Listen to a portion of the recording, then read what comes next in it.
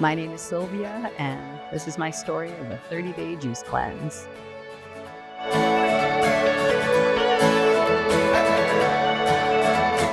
Alex and I decided to start the 30-day juice cleanse after we noticed that we had a bit of weight gain happening over the past 3 years.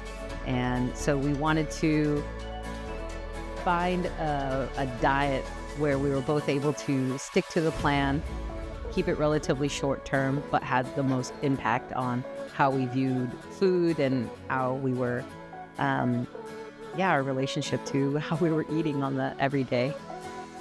So we were just hoping to accomplish maybe losing a couple of pounds and improving our eating habits.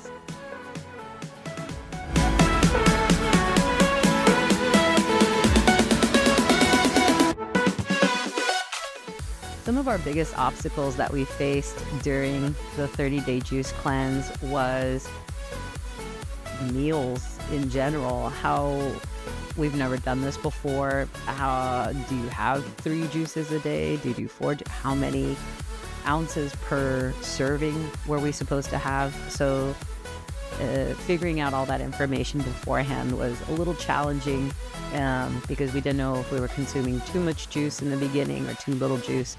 But after about 2 or 3 days, we kind of figured out what was the best quantity of juice to have and how often to have it, how much water we should be drinking. Did the water have any kind of electrolytes in it? Because that was very important. Vitamins to supplement ourselves was also very important.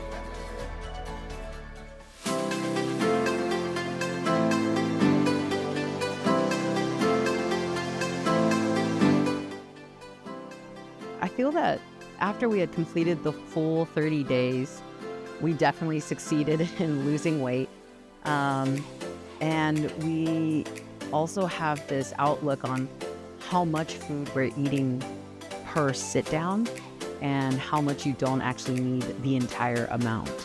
I think we are in the way that we eat our food and our relationship with food is, well, here's your plate and now I have to finish the whole thing.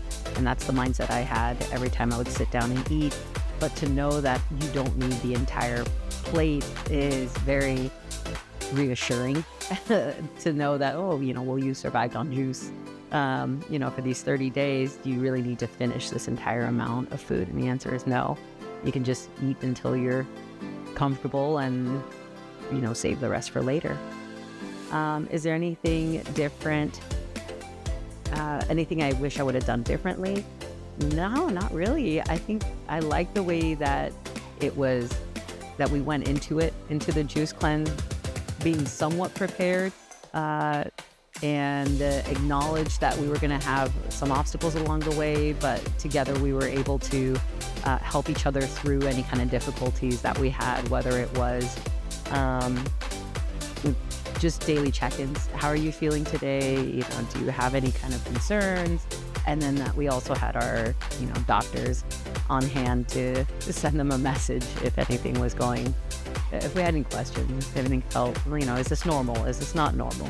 So that was good.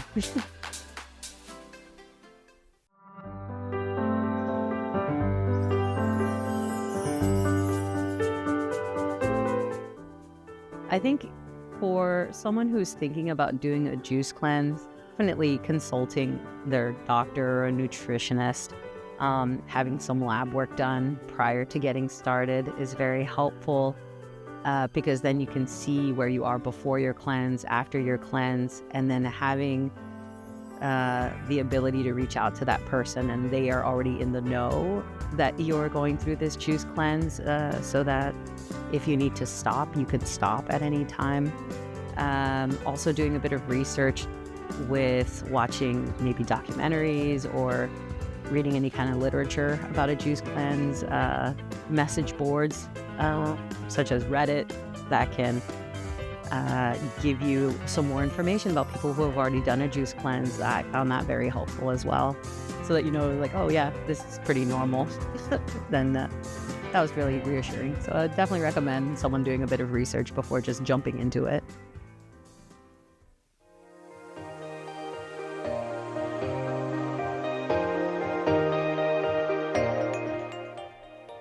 before I started my cleanse, I think my daily diet was bagel in the morning, cup of coffee, some sort of lunch that consisted of food from the cafeteria where I work. And let's say on a typical day, it'd be like, spaghetti and meatballs with garlic bread, and then a snack in the early afternoon, and then a late meal depending on what time I was able to get to dinner, whether it was at 4 o'clock or maybe even 11 p.m. So it was not a very good diet. It was an uncontrolled diet. It was too many calories for the amount of energy that I needed to use in any given day. So because I was packing on the pounds by not exercising enough, I wasn't basically burning enough calories in any given day to offset the amount of calories I was putting in.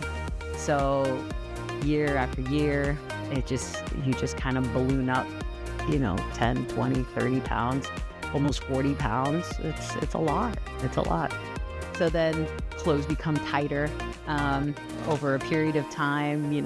Hoodies start not fitting anymore. And so that was my typical day. And it was just slow progression into, the weight gain.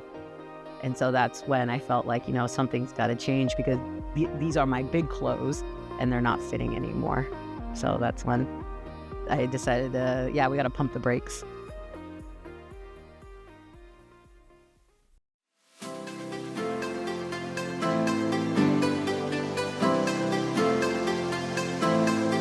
So I first heard about juice cleansing years back when a documentary came out called Fat, Sick, and Nearly Dead.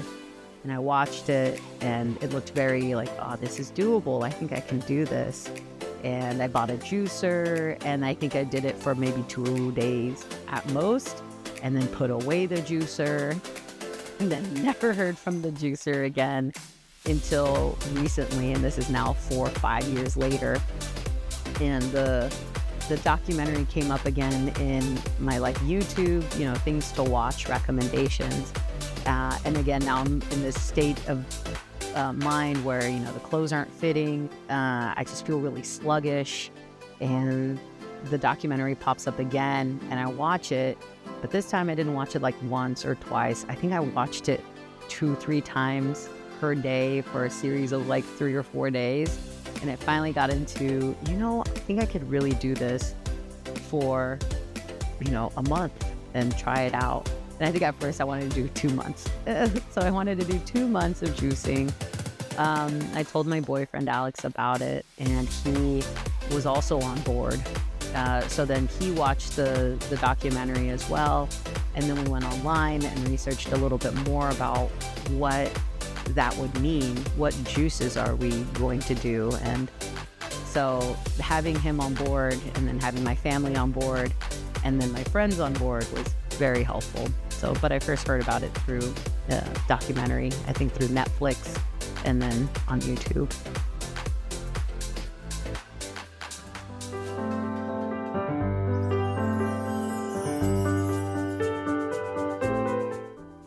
A typical day on a juice cleanse, I would consume 32 ounces of juice, and they would be 8 ounces at a time. So I'd have 4 servings of 8 ounces throughout the day, and my first serving would be around 10. So it'd be 10, 12, 2, and then around 4 would be my last serving. But of course, if I wanted some more juice, I could. If I wanted some less, then I could too. But it was always around 32 ounces. And because they were in little 8-ounce bottles, they were very easy to just grab and drink and sip on, or and just have them. They were always with me. I had a tiny little lunch bag, and all 4 little bottles fit in there. And luckily at work, I was very fortunate to have a small fridge in our office, so then I kept them nice and cold there. And if we were going out and about with friends, then I would just have a lunchbox with some ice packs and the juices in there. So they were always close by. So yeah, pretty easy.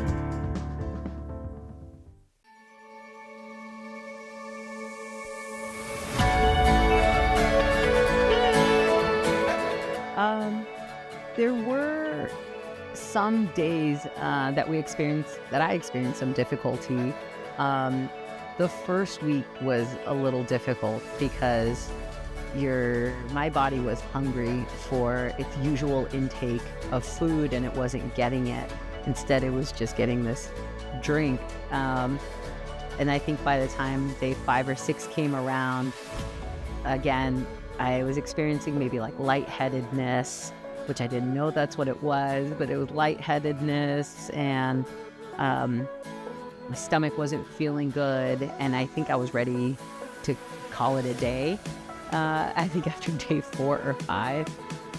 But then after going onto like message boards and then like sending a message to the doctor, they're like, "Oh, this is pretty normal, but you should start to even out in the next day or 2."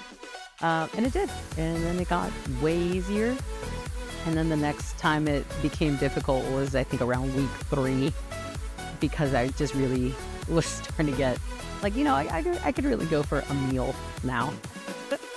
But I didn't do that. I kept with the juice. But yeah, I would say the first week, day 4, and then week 3 were a little difficult.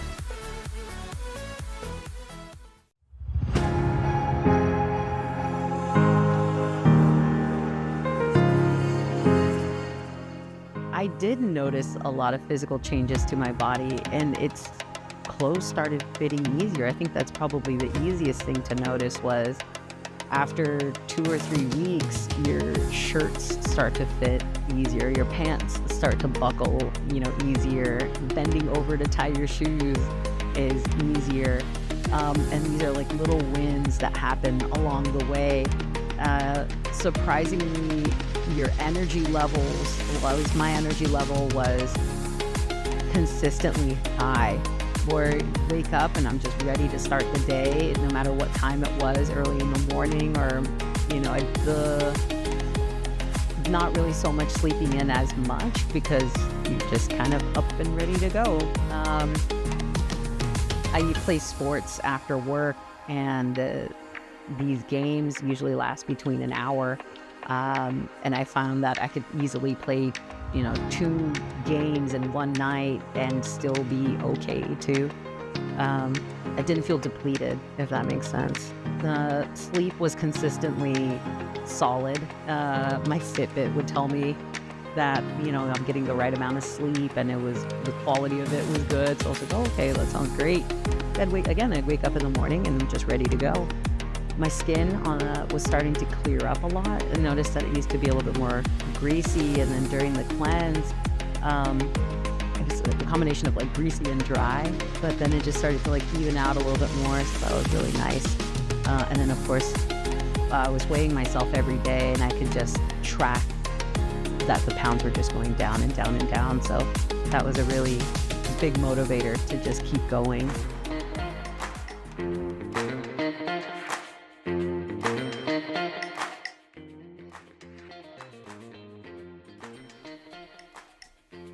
Doing this cleanse with somebody else, in this case, I was doing it with my boyfriend, made it so much easier to stay on track, because we would check in every day with how are we feeling in the sense of overall, physically, mentally, emotionally, how are we doing? And if anything kind of felt awry, you had someone that you can bounce that off of. And it was really nice to have someone also go through it with you, especially if it's someone that you share meals with often, because it didn't feel awkward to be like, hey, what are we eating tonight? It's like, oh, you have your juice, I have my juice, and we have our juices, and then maybe we go for a walk now. But it was still really nice I definitely recommend if you have someone to do this with, even as just to check in and like almost commiserate with, then I would definitely recommend that. I think it would have been a lot harder going solo, because again, I tried it some 4 or 5 years back by myself, and I think I only lasted a day or 2.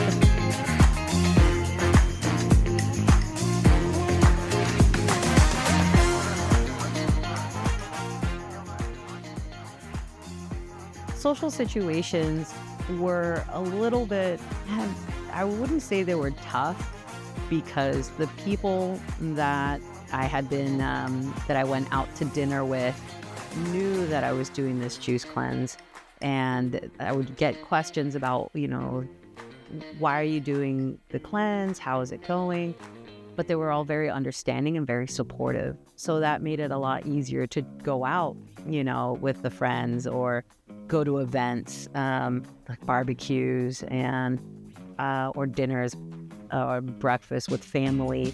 It's that everybody was of the understanding, like, oh, I'm not going to participate in the meal, but it doesn't mean I can't participate in the conversations being had. So that was very, having a very supportive network or social group or family group made it, again, easier to stay on board and stay on track because everyone was supporting you in it.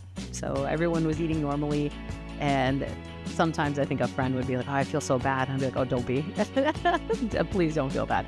Please eat, enjoy. I have a juice right here. So I'd always make it a point to have something to consume. I would bring my juices with me. And be like, yeah, I'm good right here.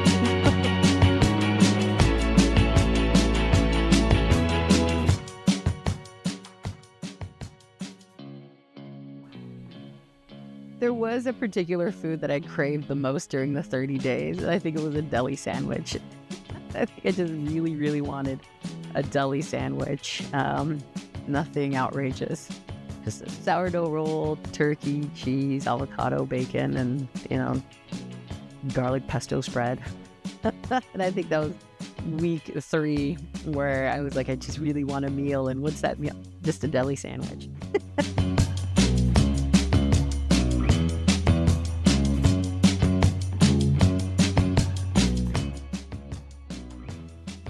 The cleanse affected my mindset where it made me realize that as long as you have a plan and a deadline, for me, it made it a lot easier to stick to. If this was like, hey, it's only for the short term, especially if it's something that's not the most desirable thing that you want to do, if it was, you got to do this juice cleanse from here on out, I think that makes it not as easy to manage because I can't wrap my head around that. But it's like, hey, it's only for 30 days. You'll be okay. This is just day 1, and then your time's gonna go by. So it made it easier for me to have a short deadline of, this is just a challenge. It's a 30-day challenge. You're gonna get through it. You're gonna have meals again. It's not forever. So that's what kind of helped get through that. That was probably the biggest one. The biggest challenge was not giving up before the 30 days, but the reassurance of like, it'll be fine. That I'll share a meal again. Just give me 2 weeks, or just give me 3 days. I'm almost there.